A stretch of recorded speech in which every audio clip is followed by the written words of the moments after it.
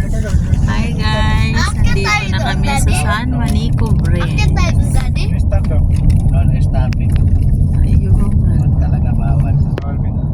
Meron naman daw ito. Hello. No, fishing, no standby, bawal.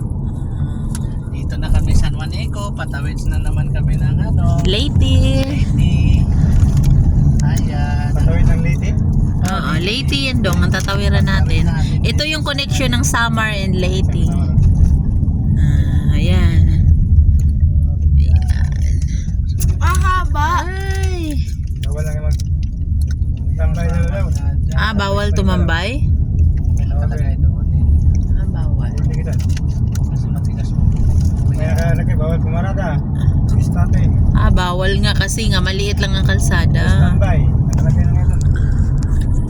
Nabawal nila tulay kasi. Kadisgrasya pa ba sila dyan? Hindi. Ayan o. Ano yan nasa ilalim na yan? Simbahan. Sa ilalim. Ayan o. Ang haba-haba ng tulay. Ganda ng dagat. Ay. Di naman dagat Yan. yan. Ilog yan eh. Ayan. First time kong makarating dito sa San Juanico Bridge. Si Kuya Ayan. nagwawalis siya dito. Wawalis. Ayan. Bawal talaga siguro pumarking kasi dalawahan lang na Walang mapagparking. Bawal rin. bawal. Ayan. Kapag traffic pa. Ah, Nakalagay na rin sa poste. Sabi, stopping, no standby. Bawal pumarada.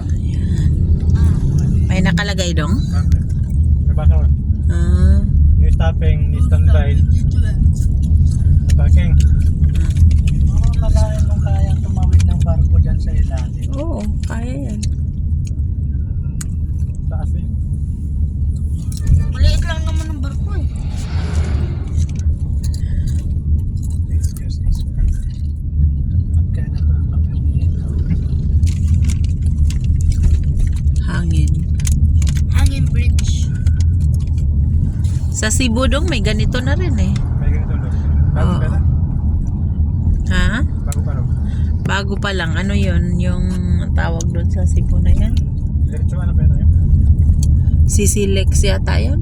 Parang ganun. Ano bago pa lang ba?